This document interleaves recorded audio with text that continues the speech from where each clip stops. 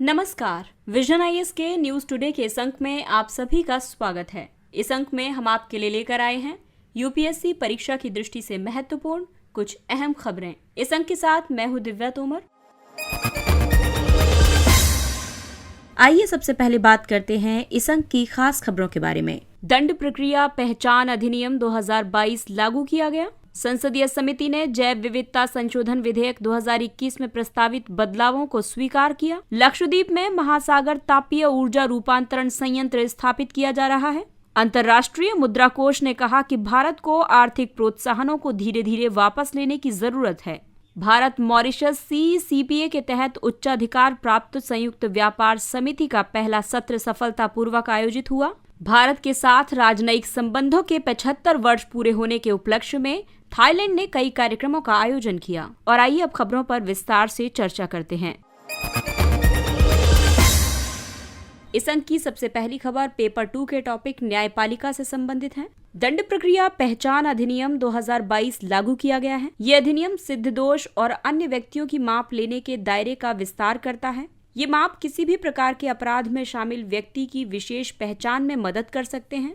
इससे जांच एजेंसियों को सहायता प्राप्त होगी। माप में उंगलियों के निशान, हथेली के निशान और पैरों के निशान, फोटोग्राफ, आइरिस और रेटिना स्कैन, शारीरिक और जैविक नमूने तथा उनका विश्लेषण शामिल है। ये कानून बंदी पहचान अधिनियम 1920 की जगह लेगा। अधिनियम के मुख्य प्रावधानों में जो बातें शामिल की गई हैं, उसके तहत पुलिस को दोषियों के साथ साथ अपराधों के आरोपियों की शारीरिक और जैविक माप लेने के लिए ये कानूनी मंजूरी प्रदान करता है। ये अधिनियम और भी कई दायरे बढ़ाता है, जैसे कि किस किस्म का डेटा जमा किया जा सकता है, किन व्यक्तियों से डेटा जमा किया जा सकता है और कौन सा प्राधिकरण डेटा जमा करने का आदेश दे सकता है। ये सभी प्रावधान इस अधिनियम के तहत किए गए हैं। इसके अलावा जमा किए जाने वाले डेटा को 75 वर्षों के लिए डिजिटल या इलेक्ट्रॉनिक रूप में रखा जाएगा। राष्ट्रीय अपराध रिकॉर्ड ब्यूरो को डेटा के रिकॉर्ड का संग्रह करने और संरक्षित करने के लिए अधिकृत किया गया है।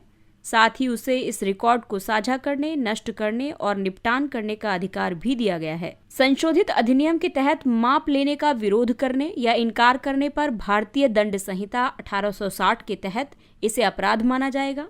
और इसी वजह से अधिनियम से जुड़ी कई चिंताएं भी जाहिर की गई हैं, जैसे कि अधिनियम के कई प्रावधान किसी व्यक्ति के निजता के अधिकार का उल्लंघन कर सकते हैं। और दूसरी महत्वपूर्ण बात यह है कि NCRB के पास प्रस्तावित माप यानी कि डेटा के रिकॉर्ड वाले डेटाबेस के प्रबंधन की क्षमता की कमी है, विशेष रूप से जैविक नमूनों और उनके विश्लेषण के मामलों में। इसके अलावा एकत्र किए गए माप के उपयोग की कोई सीमा निर्धारित नहीं की गई है।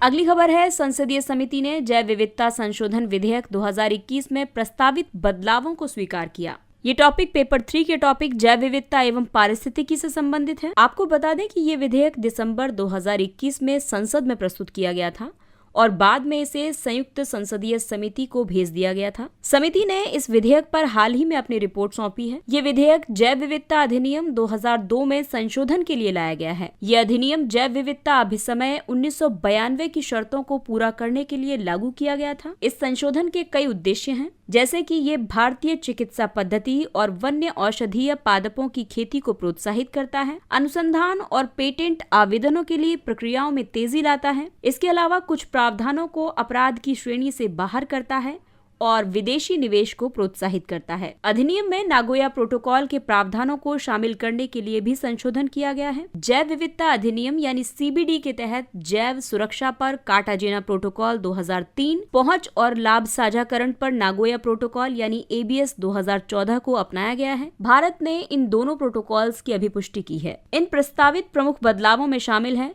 वन्य औषधीय पादपों की कमी के कारण उन पर से दबाव कम करने के लिए ऐसे पादपों की खेती को प्रोत्साहित किया जाएगा। साथ ही अनुसंधान, पेटेंट आवेदन प्रक्रिया और अनुसंधान परिणामों को जारी करने में तेजी लाने का प्रावधान किया जाएगा। इसके अलावा पंजीकृत आयुष चिकित्सा पेशेवरों और संहिताबद्ध पारंपरिक ज्ञान रखने वाले लोगों को राज्य जैव विविधता बोर्डों को पूर्व सूचना देने से छूट प्रदान की जाएगी। ये छूट कुछ उद्देश्यों के लिए उनकी जैविक संसाधनों तक पहुंच सुनिश्चित करने के लिए दी जाएगी। इसके अलावा पेटेंट आवेदन प्रक्रिया को सरल बनाया जाएगा। साथ ही स्थानीय समुदायों के साथ पहुंच और लाभ साझाकरण के दायरों को बढ़ाया जाएगा। कुछ प्रावधानों को अपराध की श्रेणी से बाहर किया जाएगा। कारावास को जुर्माने से प्रतिस्थापित किया जाएगा और दंड निर्धारित करने की जिम्मेदारी संयुक्त सचिव के स्तर के अधिकारी की होगी। पहुंच और लाभ साझाकरण की बात करें तो इसका मतलब है वो तरीका जिसमें आनुवांशिक संसाधनों तक पहुंचा जा सकता है। इसमें इन संसाधनों के उपयोग से होने वाले लाभों को जैव विविधता अभिसमय के अनुसार इन संसाधनों का उपयोग करने वाले लोगों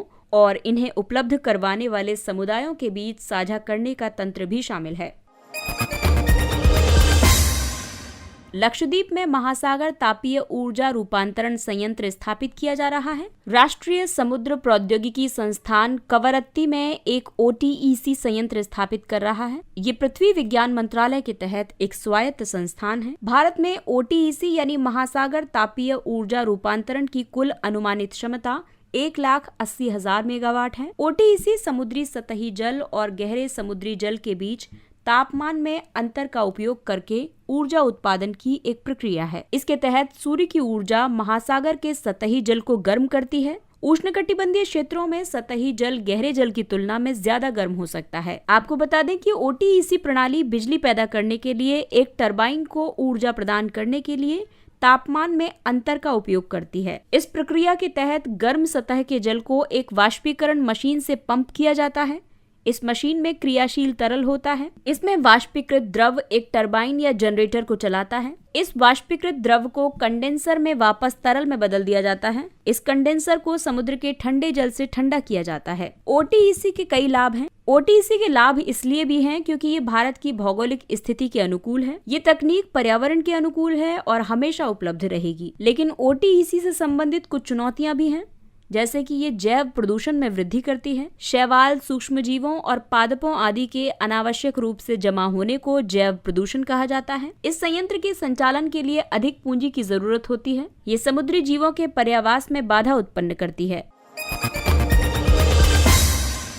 अंतर्राष्ट्रीय मुद्रा कोष ने कहा कि भारत को आर्थिक प्रोत्साहनों को धीरे धीरे वापस लेने की जरूरत है। ये टॉपिक पेपर 3 से संबंधित है। दरअसल IMF ने अपनी बाह्य क्षेत्रक रिपोर्ट 2022 जारी की है। इस रिपोर्ट में IMF ने भारत को बाह्य क्षेत्रक में बेहतर संतुलन बनाए रखने के लिए इन उपायों को अपनाने का सुझाव दिया है। इनमें शामिल है राजकोषीय और मौद्रिक नीति प्रोत्साहनों को धीरे धीरे वापस लेना चाहिए। इसके अलावा IMF की इस रिपोर्ट में कहा गया है कि निर्यात अवसंरचना का विकास करना चाहिए। साथ ही भारत को मुक्त व्यापार समझौतों में शामिल होकर वस्तुओं की आवाजाही को बढ़ावा देना चाहिए। निवेश व्यवस्था को और उदार बनाया जाना चाहिए और प्रशुल्कों में कमी करनी चाहिए। आपको बता दें कि किसी देश की अर्थव्यवस्था के बाह्य क्षेत्रक में देश के निवासियों, चाहे वो निजी क्षेत्र में हो या फिर सार्वजनिक क्षेत्र में, तथा शेष विश्व के बीच सभी अंतर्राष्ट्रीय आर्थिक लेन देन को शामिल किया जाता है। IMF ने यह अनुमान लगाया है कि भारत का चालू खाता घाटा वित्त वर्ष 2023 में बढ़कर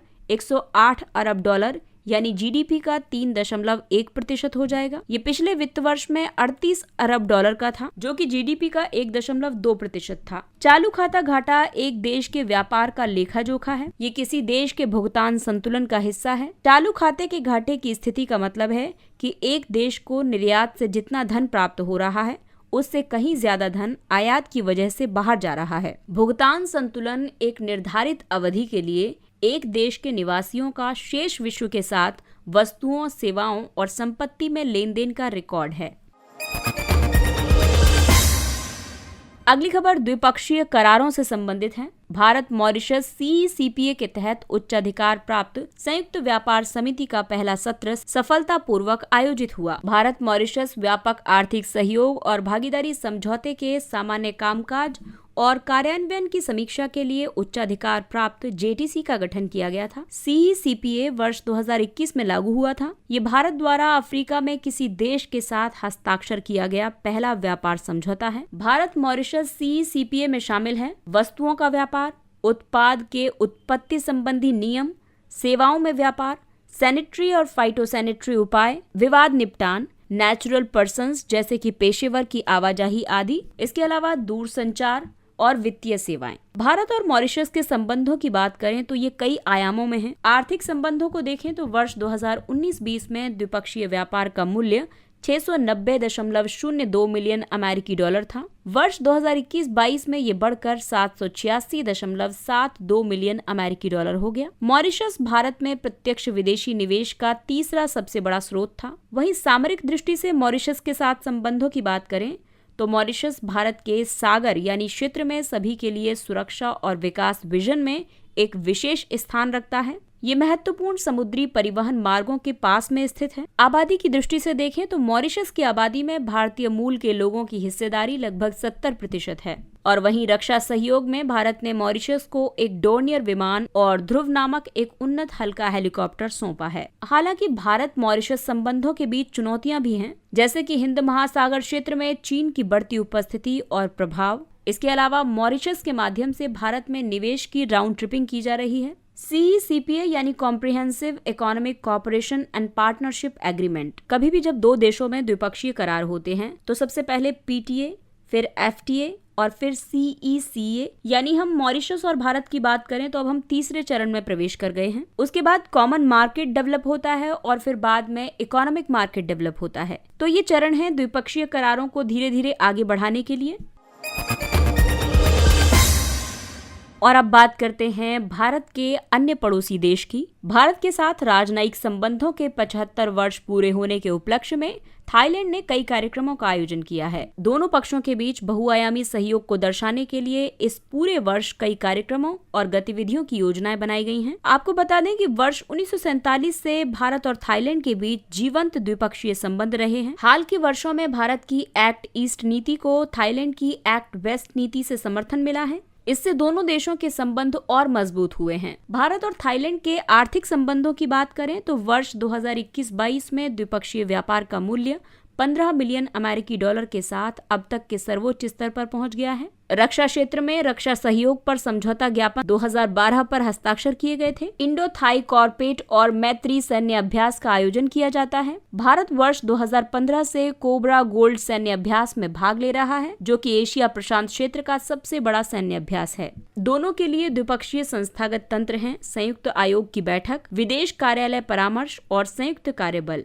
कनेक्टिविटी के स्तर पर दोनों देशों के मध्य कनेक्टिविटी संबंधी प्रमुख पहलें भी हैं, जैसे कि भारत म्यांमार थाईलैंड त्रिपक्षीय राजमार्ग, यूनेस्केप के तहत एशियाई राजमार्ग नेटवर्क, बिम्स्टेक ढांचे के तहत BIMSTEC transport infrastructure and logistics studies. इसके अलावा सांस्कृतिक स्तर पर बौद्ध धर्म दोनों देशों के बीच एक साझा सूत्र है जो कि दोनों देशों को जोड़ता है। लाखों थाई बौद्ध लुम्बिनी, बोधगया, सारनाथ और कुशीनगर की यात्रा करते हैं। क्षेत्रीय सहयोग की बात करें तो दोनों देश आसियान, पूर्वी एशिया शिखर सम्मेलन, बिम्स्टेक, मेकोंग गंगा सहयोग, इंडियन ओशियन रिम एसोसिएशन आदि में घनिष्ठ सहयोग करते हैं। आबादी की दृष्टि से थाईलैंड में भारतीय मूल के लगभग 2,50,000 लोग रहते हैं। और आइए अब बात करते हैं कुछ अन्य महत्वपूर्ण सुर्खियों की। वियना में यूरोपीय संघ की मध्यस्थता में ईरान परमाणु वार्ता फिर से शुरू हुई है। इस वार्ता का मूल उद्देश्य प्रतिबंधों को धीरे धीरे उठाने के बदले ईरान के परमाणु कार्यक्रम की असैन्य प्रकृति की गारंटी देना है। ईरान परमाणु समझौते को औपचारिक रूप से संयुक्त व्यापक कार्य योजना यानी JCPOA के रूप में जाना जाता है। JCPOA पर ईरान तथा P5+1 यानी चीन, फ्रांस, रूस, UK, US और जर्मनी ने हस्ताक्षर किए थे। अमेरिका वर्ष 2018 में इस समझौते से बाहर निकल गया था। JCPOA के तहत ईरान अपने अधिकतर परमाणु कार्यक्रम को समाप्त करने और अपने परमाणु संयंत्रों को अधिक व्यापक अंतर्राष्ट्रीय निरीक्षणों के लिए खोलने पर सहमत हुआ था। हालांकि अमेरिका के इस समझौते से हटने के बाद ईरान ने JCPOA में सहमत स्तर से ज्यादा स्तर पर यूरेनियम संवर्धन शुरू कर दिया है। सरकार ने व्यक्तिगत डेटा संरक्षण यानी PDP विधेयक 2019 को वापस लिया। सरकार ने कहा कि इसे शीघ्र ही समकालीन और भविष्य की चुनौतियों के लिए डिजिटल गोपनीयता कानूनों सहित वैश्विक मानक कानूनों के व्यापक ढांचे से बदल दिया जाएगा। PDP विधेयक को पहली बार दिसंबर 2019 को लोकसभा में प्रस्तुत किया गया था। विधेयक को संयुक्त संसदीय समिति को भेजा गया था। इस समिति ने दिसंबर 2021 को लोकसभा में अपनी रिपोर्ट पेश की थी। डेटा संरक्षण उन नीतियों और प्रक्रियाओं को परिभाषित करता है जो व्यक्तिगत डेटा के संग्रह और उपयोग के कारण किसी व्यक्ति की निजता के उल्लंघन को कम करने की मांग करती है। डेटा सुरक्षा की जरूरत इसलिए भी है क्योंकि अपर्याप्त सुरक्षा उपभोक्ता के विश्वास को कम करके नकारात्मक बाजार प्रभाव पैदा कर सकती है। डेटा के औद्योगिक मूल्य में घातीय वृद्धि हो सकती है। इसके अलावा डिजिटल संप्रभुता की सुरक्षा के लिए डेटा सुरक्षा की जरूरत है। राष्ट्रीय परिसंपत्ति पुनर्निर्माण कंपनी यानी NARCL बैंकों को दिए गए NARCL के पहले 2 प्रस्तावों ने अपने कम मूल्य के कारण बैंकरों को आश्चर्यचकित कर दिया है। बैड बैंक या NARCL एक कॉरपोरेट संरचना है। इसकी घोषणा वर्ष 2021 के बजट में की गई थी। ये बैंकों की जोखिम भारित परिसंपत्तियों यानी NPAs को एक अलग इकाई में रखती है। NARCL लीड बैंक को एक प्रस्ताव देकर उन परिसंपत्तियों का अधिग्रहण करता है। अनुमोदित संरचना के तहत बैड बैंक में शामिल होंगे NARCL ये गैर निष्पादित परिसंपत्ति या बैड लोन खातों को प्राप्त करने और एकत्र करने के लिए होगी। इसके अलावा NARCL में अधिकांश हिस्सेदारी सार्वजनिक क्षेत्र के बैंकों की होती है और भारतीय ऋण समाधान कंपनी लिमिटेड प्रबंधन और मूल्यवर्धन के लिए तथा ऋण समाधान प्रक्रिया के प्रबंधन के लिए है। आपको बता दें कि IDRCL में अधिकांश हिस्सेदारी निजी क्षेत्र के बैंकों की है।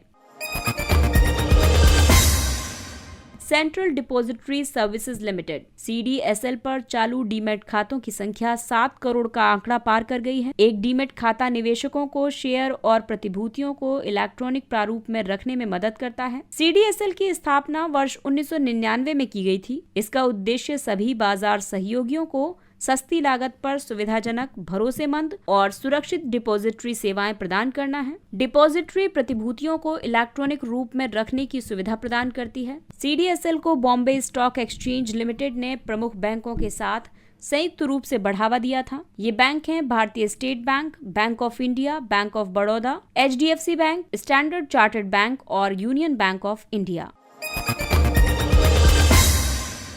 अगली खबर है विद्युत विलंब भुगतान अधिभार और संबंधित मामले नियम 2022। REC जो कि पहले ग्रामीण विद्युतीकरण निगम लिमिटेड के नाम से जाना जाता था, इसने 4 राज्यों में डिस्कॉम को लगभग 22,000 करोड़ रुपए की मंजूरी प्रदान की है। ये राशि LPS नियम 2022 के तहत अपनी बकाया राशि का भुगतान करने के लिए दी गई है। विलंब भुगतान अधिभार बिजली की खरीद के लिए विद्युत वितरण कंपनियों द्वारा किसी विद्युत उत्पादक कंपनी या विद्युत व्यापार लाइसेंस धारी को भुगतान किए जाने वाला एक शुल्क है। इसका एक पारेषण प्रणाली के उपयोगकर्ता द्वारा पारेषण लाइसेंस धारियों को भी भुगतान किया जाता है। पारेषण यानी कि ट्रांसमिशन। LPS हर महीने दिए जाने वाले शुल्कों में होने वाली देरी के कारण देय होता है। इसका उद्देश्य विद्युत आपूर्तिकर्ताओं को वित्तीय रूप से मजबूत करना और विद्युत क्षेत्र में वित्तीय अनुशासन को सुनिश्चित करना है। ICMR ने पूर्वोत्तर में नई पहल शुरू की। भारतीय चिकित्सा अनुसंधान परिषद ने पूर्वोत्तर भारत में फूड बोर्न पैथोजन सर्वे नेटवर्क यानी ICMR फूड नेट का उद्घाटन किया। ये नेटवर्क परियोजना आधारित गतिविधि अभियानों का समन्वय करेगा। ये खाद्य जनित आंतों से संबंधित रोगों के प्रकोप की निगरानी करेगा और गहन व्यवस्थित प्रयोगशाला आधारित निगरानी करेगा। इसमें बीमारी की गंभीरता का अनुमान लगाना, प्रकोपों के लिए जिम्मेदार विशेष रोगजनकों का पता लगाना, आंतों के बैक्टीरिया के बीच रोगाणुरोधी प्रतिरोध पैटर्न का दस्तावेजीकरण करना आदि भी शामिल है। टैंक रोधी निर्देशित मिसाइल। रक्षा अनुसंधान और विकास संगठन ने स्वदेशी रूप से विकसित लेजर निर्देशित ATGM का सफलतापूर्वक परीक्षण किया है। ये परीक्षण मुख्य युद्धक टैंक अर्जुन से किया गया है। ATGM यानी स्वदेशी रूप से विकसित लेजर निर्देशित विस्फोटक प्रतिक्रियाशील कवच से संरक्षित बख्तरबंद वाहनों को नष्ट करने के लिए क्रमबद्ध रूप से हाई एक्सप्लोसिव एंटी टैंक यानी हीट वारहेड का प्रयोग करता है। इसे मल्टी प्लेटफॉर्म लॉन्च क्षमता के साथ विकसित किया गया है। टोंगा ज्वालामुखी। एक नए अध्ययन के मुताबिक टोंगा में ज्वालामुखी विस्फोट ग्लोबल वार्मिंग और पृथ्वी की ओजोन परत के क्षरण में वृद्धि कर सकता है। आमतौर पर ज्वालामुखी विस्फोट का वायुमंडल पर शीतलन प्रभाव पड़ता है क्योंकि ज्वालामुखियों से निकलने वाले कण आने वाले सौर विकिरण को रोक लेते हैं। हंगा टोंगा हंगा हापाई ज्वालामुखी के जल के नीचे विस्फोट से 146 टेराग्राम जल वाष्प का समताप मंडल में प्रवेश हुआ है। आपको बता दें कि 1 टेराग्राम 1 ट्रिलियन ग्राम के बराबर होता है। ये अतिरिक्त समताप मंडल H2O वर्षों तक बना रहेगा। ये समताप मंडल के रसायन विज्ञान और गतिकी को प्रभावित कर सकता है, साथ ही सतह के गर्म होने का कारण भी बन सकता है। प्राकृतिक बाढ़ प्रबंधन। केरल में बाढ़ जैसी स्थितियों ने प्राकृतिक बाढ़ प्रबंधन तकनीकों को अपनाने की आवश्यकता प्रकट की है। प्राकृतिक बाढ़ प्रबंधन का उद्देश्य जल ग्रहण क्षेत्र में जल को संग्रहित करना है, साथ ही उस गति दर को भी धीमा करना है जिस दर पर बाढ़ का जल भू परिदृश्यों से नदियों में प्रवाहित होता है। इसीलिए प्राकृतिक बाढ़ प्रबंधन के तहत कई उपाय किए गए, जैसे कि अस्थायी भंडारण बनाना जो बाढ़ की घटना के दौरान भर जाएगा और फिर धीरे धीरे खाली हो जाएगा। इसके अलावा जल ग्रहण में वृद्धि और प्रवाह मार्ग को हल्का प्रतिरोधक बनाना, इससे जल का प्रवाह मंद गति से होगा। इसके अलावा भूमिगत रिसाव या वाष्पीकरण के माध्यम से जल की मात्रा कम होती जाएगी और सहायक नदियों से उच्चतम प्रवाह को एक साथ न होने देना। इसमें एक सहायक नदी के जल प्रवाह की गति को दूसरी की तुलना में धीमा किया जाएगा। लचित बोरफुकन। असम के मुख्यमंत्री ने सभी स्कूलों से स्कूली पाठ्यपुस्तकों में लचित बोरफुकन पर अध्याय शामिल करने का आग्रह किया। लचित बोरफुकन 17वीं शताब्दी के दौरान अहोम वंश के एक सेनापति थे। वे ब्रह्मपुत्र नदी पर हुई सराय घाट की लड़ाई के लिए विख्यात हैं। यहाँ उन्होंने वर्ष 1671 में मुगलों को पराजित किया था। लचित को राजा चक्रध्वज सिंह द्वारा बोरफुकन के रूप में नियुक्त किया गया था। बोरफुकन का मतलब है कार्यकारी और न्यायिक दोनों शक्तियों से संपन्न पदवी। लचित बोरफुकन साहसी, बहादुर, देशभक्त और कुशल नेतृत्वकर्ता थे। और आइए बात करते हैं सुर्खियों में रहे स्थान के बारे में। रिकिविक। हाल ही में दक्षिण पश्चिमी आइसलैंड में स्थित माउंट फाग्राडालसियाल ज्वालामुखी में विस्फोट हुआ है। रिकिविक आइसलैंड का सबसे बड़ा शहर है। ये सेल्ट जर्ननेस प्रायद्वीप पर स्थित है जो दक्षिणी पश्चिमी आइसलैंड में फेक्सा बे के दक्षिण पूर्वी किनारे पर अवस्थित है। ये आइसलैंड का वाणिज्यिक, औद्योगिक और सांस्कृतिक केंद्र है। ये मछली पकड़ने का प्रमुख बंदरगाह है। एलिसारी नदी आइसलैंड के दक्षिण पश्चिमी में रिकिविक क्षेत्र में स्थित है और माउंट एस्जा रिकिविक से 10 किलोमीटर की दूरी पर स्थित है। इसके साथ ही ये अंक समाप्त होता है। अगले अंक में फिर मुलाकात होगी कुछ अन्य महत्वपूर्ण खबरों के साथ। तब तक अपना ख्याल रखिए, सुरक्षित दूरी बनाए रखिए, मास्क पहनिए, हाथ और चेहरा साफ रखिए क्योंकि कोरोना अभी पूरी तरह से समाप्त नहीं हुआ है, इसलिए अपनों का और अपना विशेष ध्यान रखें। और अगर आपको हमारा कंटेंट पसंद आ रहा है तो इसे लाइक, सब्सक्राइब और शेयर करें। इसके साथ ही विजन IAS की पूरी टीम आपसे इजाजत लेती है। नमस्कार, थैंक यू फॉर लिसनिंग।